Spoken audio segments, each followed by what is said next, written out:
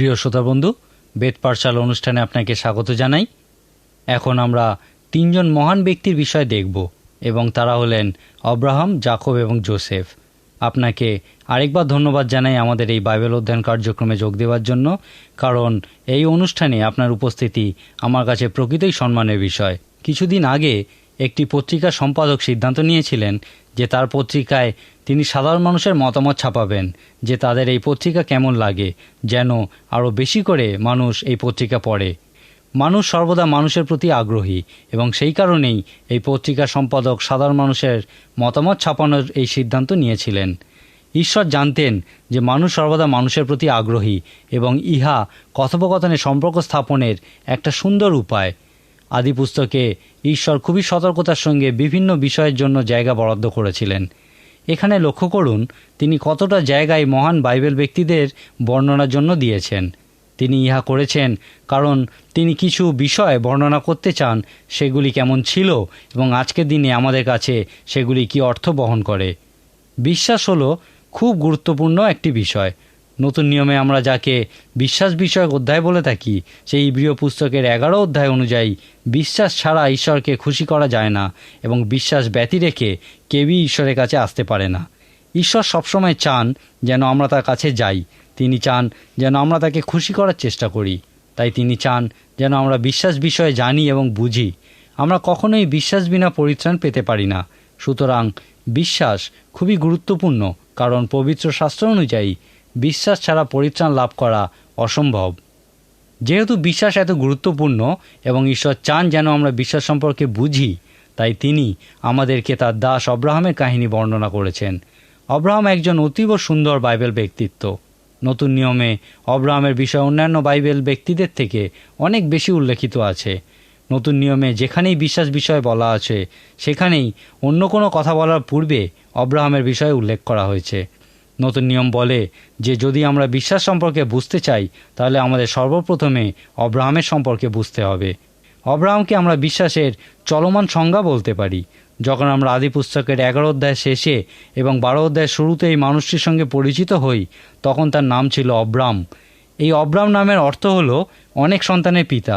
যদিও তার নাম অনেক সন্তানের পিতা ছিল, তবুও তিনি নিঃসন্তান ছিলেন এবং তার বয়স প্রায় 75 বছর হয়েছিল। আশাবাদী শব্দটির বিষয়ে আমি একটি ব্যাখ্যা শুনেছিলাম। একজন 75 বছর বয়স্ক বৃদ্ধ বিবাহ করে একটা বিদ্যালয়ের পাশে বাড়ি তৈরি করলো। যখন প্রথমবার আমরা আব্রাহামের সঙ্গে মিলিত হই, তাকে এই ধরনের আশাবাদী রূপে দেখতে পাই। 75 বছর বয়সে তিনি নিঃসন্তান ছিলেন। মনে করুন আপনি সেই সময় আব্রাহামের সঙ্গে সাক্ষাৎ করলেন এবং তিনি নিজের পরিচয় দিলেন এই বলে যে আমার নাম অনেক সন্তানের পিতা, কিন্তু প্রকৃত ঘটনা হলো আমি এখনও নিঃসন্তান। কিন্তু বিশ্বাস করুন, যদি আপনি পৃথিবীর ধূলি গণনা করতে পারেন বা আকাশের তারাসমূহ গণনা করতে পারেন, তাহলে একদিন আমার বংশ গণনা করতে পারবেন। হয়তো অবিশ্বাসের সুরে যদি আপনি তাকে জিজ্ঞেস করেন যে তিনি কোথা থেকে এ বিষয়ে জানলেন, তাহলে তিনি বলবেন ঈশ্বর বলেছেন, আমাকে ঈশ্বর এ বিষয়ে বলেছেন।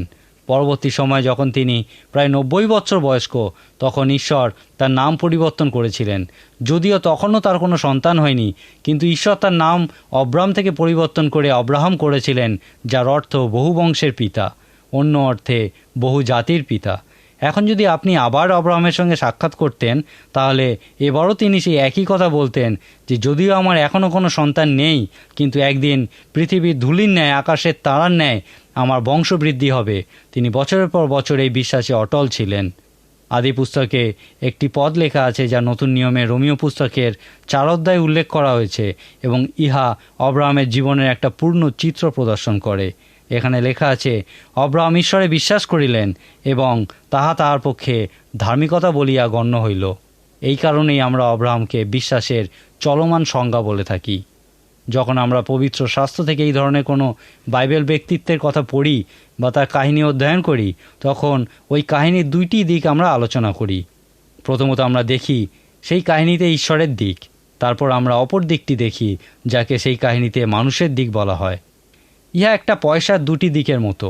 আব্রাহামের কাহিনীতে ঈশ্বরের দিকটি প্রকাশিত হয়েছে আব্রাহামের কাছে ঈশ্বরের আবির্ভাবের মধ্যে দিয়ে।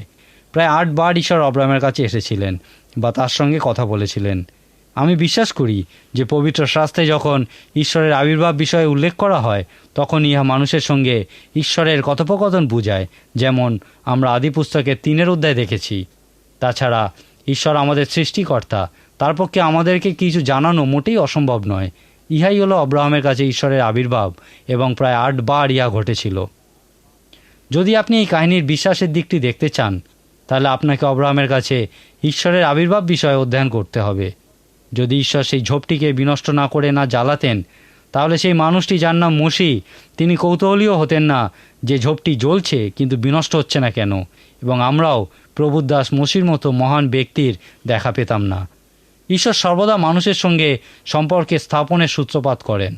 নতুন নিয়মে আমরা দেখব যে সাধু পৌল বলেছেন, কোনো মানুষ ঈশ্বরের অন্বেষণ করে না, কিন্তু ঈশ্বর মানুষের অন্বেষণ করেন। যদি আপনি সম্পর্কে সেই দিকটি দেখতে চান, তাহলে আপনাকে আব্রাহামের জীবনে ঈশ্বরের আবির্ভাব বিষয়ে অধ্যয়ন করতে হবে। যখন আপনি এই কাহিনীতে মনোনিবেশ করবেন, খুঁজে বার করার চেষ্টা করুন কেন একটা বিশেষ সন্ধিক্ষণে ঈশ্বর আব্রাহামের জীবনে আবির্ভূত হয়েছিলেন।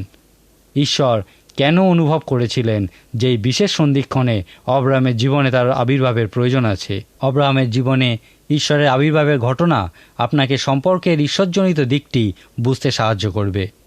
সম্পর্কের মানুষজনিত দিকটি বা ঈশ্বরের প্রতি আব্রাহামের প্রতিক্রিয়া আমরা আব্রাহাম যে যজ্ঞবেদী তৈরি করেছিলেন তার মধ্যে দিয়ে দেখতে পাই। আব্রাহাম 4টি যজ্ঞবেদী প্রস্তুত করেছিলেন। যখন আপনি আব্রাহামের কাহিনী পড়বেন, আবিষ্কার করার চেষ্টা করুন যে যখন তিনি ওই যজ্ঞবেদীগুলি প্রস্তুত করেছিলেন তখন ঈশ্বরকে কি বলেছিলেন। উদাহরণরূপে আমরা দেখি প্রেরিতের পুস্তক 7 অধ্যায় সাধু স্তিফান বলছেন যে ঈশ্বর আব্রাহামের কাছে আবির্ভূত হয়েছিলেন তা স্বদেশ ছেড়ে বেরোবার অনেক আগে। ঈশ্বর তাকে বলেছিলেন, তুমি স্বদেশ হইতে ও আপন জাতি কুটুম্বের মধ্য হইতে বাহির হও, এবং আমি যে দেশ তোমাকে দেখাই সেই দেশে চলো। আমাদের মধ্যে কতজন ঈশ্বরের আহ্বানের আকাঙ্ক্ষা করি বা তার আহ্বানে সাড়া দিতে প্রস্তুত আছি? ইহা আমাদের কাছে খুবই শক্ত মনে হয় নাকি? ঈশ্বর চান যেন আমরা সর্বদা তার আহ্বানের প্রতীক্ষা করি এবং তার আহ্বানে সাড়া দেবার জন্য প্রস্তুত থাকি। আমরা যেন প্রস্তুত থাকি কোনো কিছুর অপেক্ষা না করে তার কথা মতো চলার জন্য। অনেক দিন ধরেই ঈশ্বর আব্রাহামকে তার নিজের দেশ ছেড়ে আসার, তার পিতামাতার, তার পরিজনদের পরিত্যাগ করে বেরিয়ে আসার জন্য বলেছিলেন, কিন্তু আব্রাহাম তা করেননি। হয়তো ঈশ্বর অনেক দিন ধরে আপনাকেও ডেকে চলেছেন, আপনাকে তার নিজের করার চেষ্টা করছেন। আপনার জীবনের জন্য তার যা পরিকল্পনা আছে তা আপনাকে বলার চেষ্টা করছেন, কিন্তু আপনি সাড়া দিচ্ছেন না, তার কথা শুনছেন না। যতদিন না আব্রাহামের পিতা মারা যান, আব্রাহাম ঈশ্বরের আহ্বানে সাড়া দিয়ে সেই নতুন দেশের উদ্দেশ্যে বার হননি। আব্রাহাম সদাপ্রভুর উদ্দেশ্যে প্রথম যজ্ঞবেদী নির্মাণ করেছিলেন সেই মরির সমভূমিতে। মরি শব্দটির অর্থ শেখা বা অন্বেষণ করা। এখানে আব্রাহামের মনে যে ধারণা ছিল তা হলো, আমি শিখতে চাই এবং আমি বিশ্বাস করি সদাপ্রভু আমাকে শিক্ষা দেবেন। ইহার রূপক অর্থটিও খুব সুন্দর এবং মরি শব্দটি এই অর্থই প্রকাশ করে। আমি আব্রাহাম কর্তৃক নির্মিত ওই প্রথম যজ্ঞবেদীকে প্রতিক্রিয়া যজ্ঞবেদী বলবো, কারণ ইহা নির্মাণ করা হয়েছিল ঈশ্বরের আহ্বানের প্রতিক্রিয়া স্বরূপ। যখন তিনি ঈশ্বরের আহ্বানে সাড়া দিলেন, ঈশ্বর সেই যজ্ঞবেদীতে তার সঙ্গে সাক্ষাৎ করলেন। তিনি সেখানে আব্রাহামের কাছে আবির্ভূত হয়েছিলেন এবং আব্রাহাম আবার যাত্রা শুরু করেছিলেন এবং দ্বিতীয় যজ্ঞবেদীটি প্রস্তুত করেছিলেন। দ্বিতীয় যজ্ঞবেদীটি প্রস্তুত করা হয়েছিল অয় এবং বৈথেল নামে 2টি জায়গার মাঝখানে। ইব্রিয় ভাষায় বৈথেল শব্দের অর্থ হলো ঈশ্বরের গৃহ। সেই সময় ঈশ্বরের কোনো গৃহ ছিল না, তাই এই শব্দটির অর্থ আমরা এইভাবে বলতে পারি যে ইহা সেই জায়গা যেখানে ঈশ্বর উপস্থিত। ঈশ্বরের পবিত্র উপস্থিতি যেখানেই থাকবে সেই জায়গাটিই বেথেল। ইহা ছিল পশ্চিম দিকে। পূর্ব দিকে ছিল অয় শহর। ইব্রিয় ভাষায় এই অয় শব্দের অর্থ হলো মৃত্যু বা নাশ বা ধ্বংস সম্বন্ধীয় কোনো কিছু। বাইবেল বলে, পাপের বেতন মৃত্যু। পাপের ফলরূপে আমরা মানুষের যে পরিণতি দেখতে পাই তা হলো দুঃখ, কষ্ট, নৈরাশ্য, অন্ধকার ইত্যাদি। এইগুলি ওই অয় শব্দটি যথার্থ অর্থ বহন করে। অয় থেকে আরও পূর্ব দিকে ছিল সদম এবং গমোরা শহর। আব্রাহাম তার দ্বিতীয় যজ্ঞবেদী প্রস্তুত করেছিলেন ঠিক অয় এবং বৈথেলের মাঝখানে। আমি বিশ্বাস করি প্রথম যজ্ঞবেদীতে আব্রাহাম ঈশ্বরকে যা জিজ্ঞেস করেছিলেন, এই দ্বিতীয় যজ্ঞবেদীতে ঈশ্বর তার উত্তর দিয়েছিলেন। প্রথম যজ্ঞবেদীতে আব্রাহাম জিজ্ঞেস করেছিলেন, আমাকে শিখান সেই সমস্ত বিষয়ে যেখানে আমাকে যেতে হবে। দ্বিতীয় যজ্ঞবেদীতে ঈশ্বর অব্রাহামকে উত্তরে বলেছিলেন, অব্রাহাম, তুমি সমস্ত কিছুর ঠিক মাঝখানে আছো, তুমি এখনও পর্যন্ত সিদ্ধান্ত নিতে পারোনি তুমি কোথায় থাকবে। পবিত্র শাস্ত্রে অনেক জায়গাতেই লেখা আছে, তুমি না শীতল না তপ্ত, তুমি হয় শীতল হইলে নয় তপ্ত হইলে ভালো হইতো, কদুষ্ণ হয়েও না।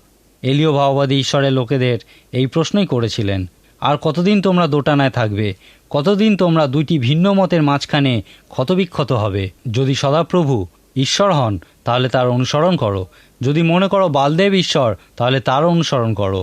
যীশুখ্রিস্ট ইহাই অন্যভাবে প্রকাশ করেছিলেন। তিনি বলেছিলেন, দুজন প্রভু সেবা করো না। আমি এই দ্বিতীয় যজ্ঞবেদীকে বলবো অনুতাপের যজ্ঞবেদী। যখন মানুষ বিশ্বাসের দ্বারা ঈশ্বরের কাছে আসে, প্রথমেই তাদের উত্তর দিতে হবে, সেটাই হবে শুরু। ইহা গুরুত্বপূর্ণ, কারণ যেমন চীন দেশের একটা প্রবাদ বাক্য আছে, 1000 কিলোমিটার যাত্রা শুরু হয় প্রথম পদক্ষেপের সঙ্গে। আপনাকেও এই প্রথম পদক্ষেপ নিতে হবে, আপনাকে সাড়া দিতে হবে, কিন্তু ইহাই সমস্ত প্রক্রিয়াটা নয়। বিশ্বাস হলো একাধারে যেমন গন্তব্যস্থল, তেমনি কোনো ভ্রমণ বা যাত্রার সমতুল্য। ইহা একটি প্রক্রিয়া। এই সমস্ত ব্যক্তিত্বের আলোচনার মাধ্যমে ইহা আমরা স্পষ্টরূপে দেখতে পাই। যীশুখ্রিস্টের জীবনী যদি আমরা লক্ষ্য করি, দেখব তিনি যতক্ষণ না পর্যন্ত কাউকে তার জীবনের জন্য অনুতাপের প্রয়োজন আছে ইহা বোঝাতে পেরেছেন, ততক্ষণ পর্যন্ত কাউকে পরিত্রাণের আশ্বাস দেননি। তাদের প্রত্যেককেই অনুতাপ করতে হয়েছিল। তাদেরকে সেই অনুতাপ কথার অর্থ চিন্তা করতে হয়েছিল, যা সম্পূর্ণ পরিবর্তনের কথা বলে। যীশুখ্রিস্ট যখন লোকেদের সঙ্গে দেখা করতেন, প্রায়শই তারা বিভিন্ন পাপময় কার্যে লিপ্ত থাকত এবং তাকে অনুসরণ করার জন্য তাদের প্রত্যেককেই তাদের পুরনো জীবন থেকে ঘুরে দাঁড়াতে হতো, পুরনো সমস্ত মন্দ বিষয়গুলিকে সরে দাঁড়াতে হতো। ইয়াকেই অনুতাপ বলে। প্রিয় শ্রোতা বন্ধু, আমরা পুরাতন নিয়মে আদিপুস্তক থেকে বিশ্বাসের পিতা বিষয়ে অধ্যয়ন করছি। আমরা অব্রাহামের কাহিনীর মধ্য দিয়ে তার প্রস্তুত করা যজ্ঞবেদীর মাধ্যমে বিশ্বাসের সংজ্ঞা দেখেছি। প্রথম যজ্ঞবেদী ছিল প্রতিক্রিয়ার যজ্ঞবেদী। অব্রাহাম ঈশ্বরের ডাকে সাড়া দিয়ে বলেছিলেন, আমাকে শেখাও ঈশ্বর। তারপর আমরা দেখেছি সেই অনুতাপের যজ্ঞবেদী। যখন অব্রাহাম তার নিজের দেশ ছেড়ে যাত্রা শুরু করেছিলেন, তখন তাকে বলা হয়েছিল তার পিতাকে পরিত্যাগ করতে, কিন্তু তিনি তা করতে পারেননি। তার পিতা মারা গেছিলেন। এই ঘটনাই অব্রাহামকে অবশেষে তার নিজের দেশ ছেড়ে বেরোতে সাহায্য করেছিল। তাকে বলা হয়েছিল তার সমস্ত আত্মীয় স্বজনকে পরিত্যাগ করতে, কিন্তু তিনি লোটকে সঙ্গে নিয়েছিলেন। যে কোনো কারণেই হোক, অব্রাহাম লোটকে পরিত্যাগ করতে পারেননি। যা তার করা উচিত ছিল তিনি তা করতে পারেননি। তারপর অনুতাপ সংক্রান্ত বিষয়টির সম্মুখীন হওয়ার পর তিনি লোটকে বলেছিলেন, তোমাতেও আমাতে বিবাদ না হোক, কেননা আমরা পরস্পর জ্ঞাতি। বিনয় করি আমা হইতে পৃথক হও। হয় তুমি বামে যাও, আমি দক্ষিণে যাই, নয় তুমি দক্ষিণে যাও, আমি বামে যাই। তারপর আমরা দেখি যে লোট পূর্বে অয়ের দিকে যাত্রা করেছিলেন এবং শেষ পর্যন্ত সদম ও গমোরায় বসবাস শুরু করেছিলেন। অব্রাহাম পশ্চিম দিকে যাত্রা করেছিলেন এবং হেব্রন নামক স্থানে সদাপ্রভুর উদ্দেশ্যে তার তৃতীয় যজ্ঞবেদীটি প্রস্তুত করেছিলেন। এখন আবার এখানে আমরা একটা খুব সুন্দর রূপক অর্থের দেখা পাই। ইব্রীয় ভাষায় হেব্রন কথার অর্থ হলো সহভাগিতা। যখন অব্রাহাম সেই অনুতাপের যজ্ঞবেদীর পর এই তৃতীয় যজ্ঞবেদীটি প্রস্তুত করেছিলেন, তিনি বলেছিলেন, ঈশ্বর, আমি তোমাকে জানতে চাই। পবিত্র শাস্ত্রে ঈশ্বরের সব লোকের মুখেই আমরা এই মহান কান্না শুনতে পাই যে আমি তাকে জানতে চাই। তাদের প্রত্যেকেরই হৃদয়ের অন্তঃস্থল থেকে এই কান্না এসেছিল যে আমি তাকে জানতে চাই। তারা যতই ঈশ্বরের সম্পর্কে জানতে পেরেছিল, তত বেশি করে জানার আকাঙ্ক্ষা তাদের হৃদয়ে জন্মাচ্ছিল। ইহাই অব্রাহাম সেই তৃতীয় যজ্ঞবেদীতে বলেছিলেন, ঈশ্বর, আমি তোমাকে জানতে চাই। এই যজ্ঞবেদীকে আমি পারস্পরিক সম্পর্কের যজ্ঞবেদী বলবো। আদি পুস্তকের 12 এবং 13 অধ্যায়ে আমরা এই তিনটি যজ্ঞবেদী নির্মাণের বিষয়ে উল্লেখ পাই। অর্থাৎ অব্রাহামের কাহিনীর শুরুতেই বা প্রথম দুটি অধ্যায়েই এই তিনটি যজ্ঞবেদী প্রস্তুত করেছিলেন। কিন্তু চতুর্থ যজ্ঞবেদীটি নির্মাণের বিষয়ে আমরা দেখি 22 অধ্যায়ে। পারস্পরিক সম্পর্কে যজ্ঞবেদী প্রস্তুত করার অনেক পরে তিনি এই চতুর্থ যজ্ঞবেদীটি নির্মাণ করেছিলেন। তৃতীয় যজ্ঞবেদী প্রস্তুত করার পর তিনি কি করেছিলেন? এই তৃতীয় এবং চতুর্থ যজ্ঞবেদী প্রস্তুত করার মধ্যবর্তী সময়ে কি ঘটেছিল? যখন অব্রাহাম বলেছিলেন, ঈশ্বর, আমি তোমাকে জানতে চাই, আমার মনে হয় ঈশ্বর অব্রাহামকে বলেছিলেন, অব্রাহাম, তুমি যদি আমার সঙ্গে সম্পর্ক গড়ে তুলতে চাও, তাহলে তোমাকে কিছু বিষয় শিখতে হবে। যদি আমি যে কোনো কিছু হই, তাহলে আমি সমস্ত কিছু, কারণ যতক্ষণ না তুমি আমাকে সমস্ত কিছু রূপে দেখতে পাবে, ততক্ষণ তুমি যে কোনো কিছু রূপে আমাকে দেখতে পাবে না। ঈশ্বরকে বোকা বানানো যায় না। যদি আপনি সত্যি ঈশ্বরকে জানতে চান, তাহলে ঈশ্বর আপনার জীবনে তার জায়গা সুনির্দিষ্ট করতে চান।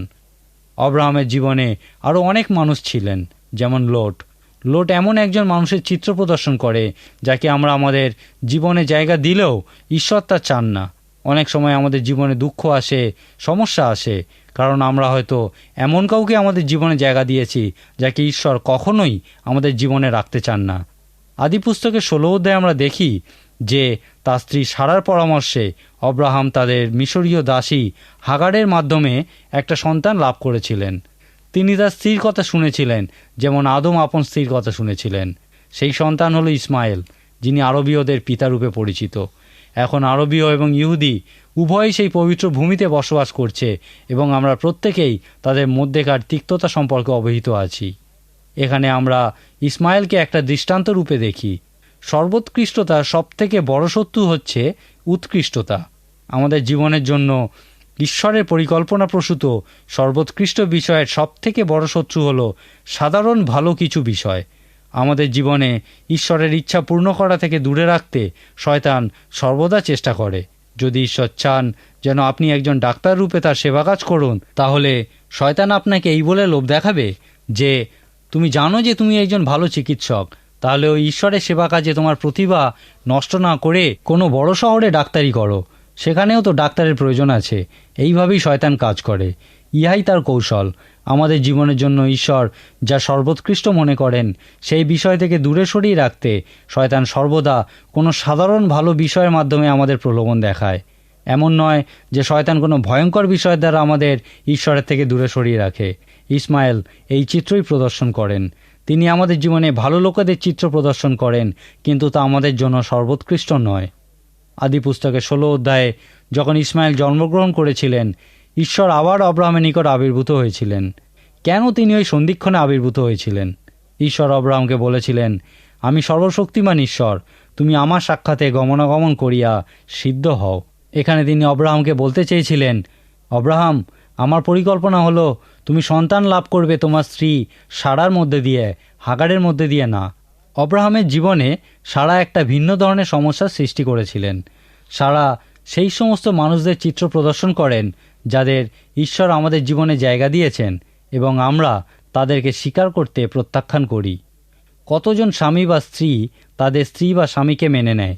কতজন স্বামী সর্বদা এই চিন্তা করে যে ইস, আমার স্ত্রী যদি আরেকটু ভালো হতো, বা যদি আমি ওই মহিলাকে স্ত্রীরূপে পেতাম কতই না ভালো হতো। একইভাবে কত স্ত্রী তাদের স্বামী সম্পর্কে এই একই চিন্তাধারা পোষণ করেন। তারা কখনই বুঝতে পারেন না বা বুঝতে চান না যে স্বামী বা স্ত্রীরূপে তারা যাদেরকে পেয়েছেন, ঈশ্বর সেই পুরুষ বা স্ত্রীকেই তাদের স্বামী বা স্ত্রীরূপে মনোনীত করেছেন।